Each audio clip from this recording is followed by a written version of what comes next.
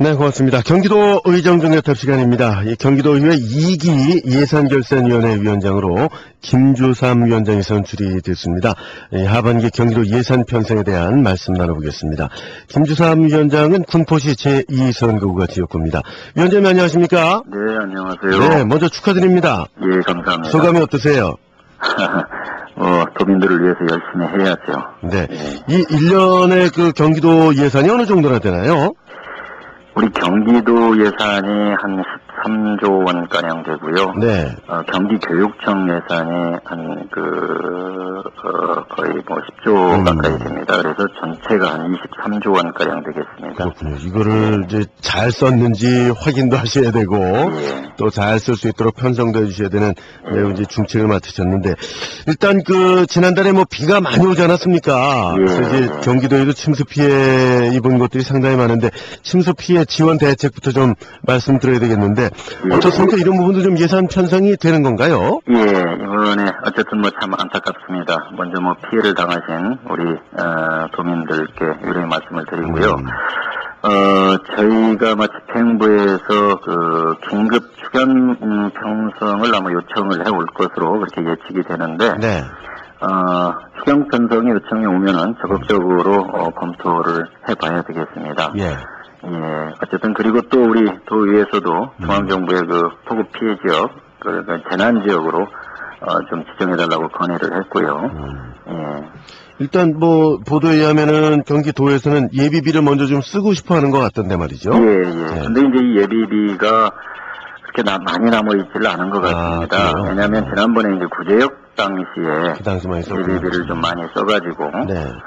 많이 남지 않아서 어려움이 좀 있는 것으로 그렇게 지금 알려져 있습니다. 그렇군요. 예. 저 이번에 위원장으로 선출이 되시면서 김문수 경기도지사가 추진하는 주요 민원 정책 이걸 비판하시지 않았습니까? 예.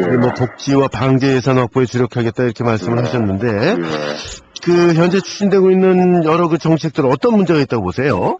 예, 일단 좀 몇 가지로 나눠볼 수 있는데, 예. 일단 우리 김문수 지사의 민원 정책 중에 가장 대표적인 게 이제 365 민원 전철하고 찾아가는 도민 안방. 예. 이것을 볼 수 있는데, 이 두 가지 다 실질적으로 우리 경기도에서 직접적으로 처리를 안 해도 되는, 그러니까 시군의 업무가 대부분입니다. 아, 그래요? 예, 그래서 우리 경기도가 직접 나서야 될 사안이 아니고요. 네. 그다음에 또 하나가 이 각 부서에서 무리하게 공무원들을 차출해서 이쪽 도민원방이나 민원전철에 배치를 했기 때문에 네. 일선 시군에서는 이제 그러죠. 도청 인력이 지금 남아도느냐. 그런 얘기도 있고요. 그다음에 이제 세 번째 또 하나가 가장 중요한 게 이분들이 네. 도민들이 원하는 민원 현장에는 별로 안 보인다는 것이죠. 예를 들어서 지난번 이제 구제역 사태 때 얼마나 국가적으로 어려웠습니까? 이럴 때 이분들이 가장 먼저 구제역 현장에 뛰어가야 되죠. 그런데 이분들은 현장에 가지 않고 각 부서에서 차출된 인력들이 갔고요.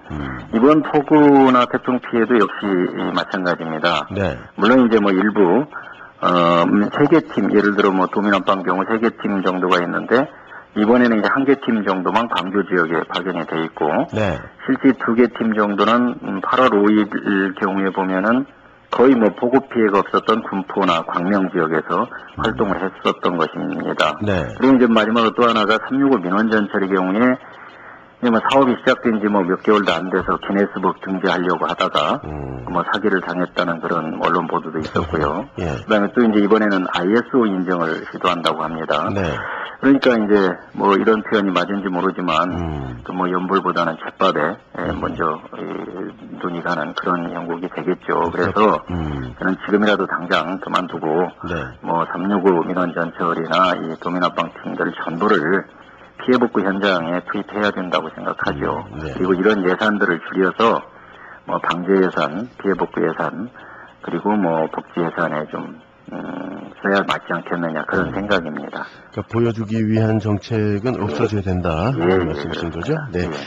자, 이기 예결위 위원장이 이제 당선되시기 전에 또 이 경기도 주민참여 예산 운영 조례라는 걸 이제 발의하시지 않았습니까? 이게 주민참여 예산 운영, 이거 상당히 중요한 부분이고 관심들이 많이 가는데, 현재 어떤 상황인가요? 예, 이번에 그 정례위에서 그 통과가 됐습니다. 그래서 이제 현재 집행부에서 아마 세부 규칙안이 만들어져서 곧 시행에 들어갈 것으로 그렇게 알려져 있고요. 네네.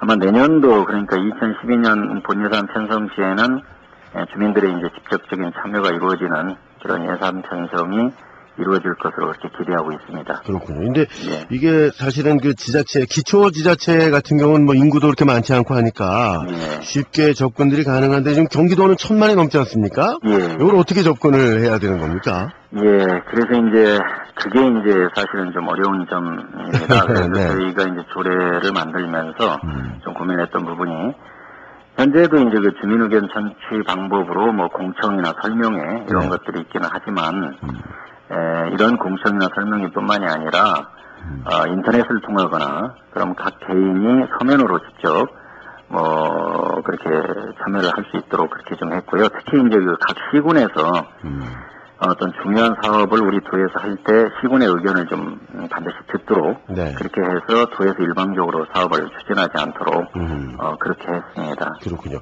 그럼 이제 주민들 참여할 때 그 여성이라든가 장애인, 청년, 다문화 가족 뭐 이렇게 대표하는 위원들이 함께 참석할 수 있도록 하셨다는데 취지가 어떻게 되는 건가요? 예, 이제 저희는 그 주민참여위원회라고 이게 뭐냐면은 각 그 설명회나 그 공청회, 그 다음에 인터넷 각 개인들이 이렇게 쭉 뭐 다양한 방법으로 요청된 사업을 이 주민참여위원들이 모여서 거기서 이제 심의를 합니다. 심의를 해서 거기서 이제 지사에게 순차적으로 이런 사업들이 좋겠다고 이렇게 건의를 하는 건데 이 위원회가 아주 중요하죠. 그래서 이 위원회를 그 공직에 계신 공무원들 수를 관례적으로 뭐 한 50%, 60% 이상 이렇게 하고 그랬는데 이번에는 한 50% 이내로 좀 제한을 했습니다. 그리고 방금 말씀드린 듯 뭐 그 소외계층이라고 하는 그런 분들의 목소리를 좀 내기 위해서 50% 이상 모시도록 그렇게 했습니다. 자, 이 말씀 듣고 보니까 이제 내년부터 이 경기도의 어떤 예산 편성에 변화가 좀 많이 있을 것 같은데 앞으로 활동도 기대하겠습니다. 오늘 말씀 고맙습니다. 감사합니다. 경기도 의정중개탑 경기도의회 예산결산특별위원회 신임위원장이죠. 김주삼 위원장과 함께 말씀 나눴습니다.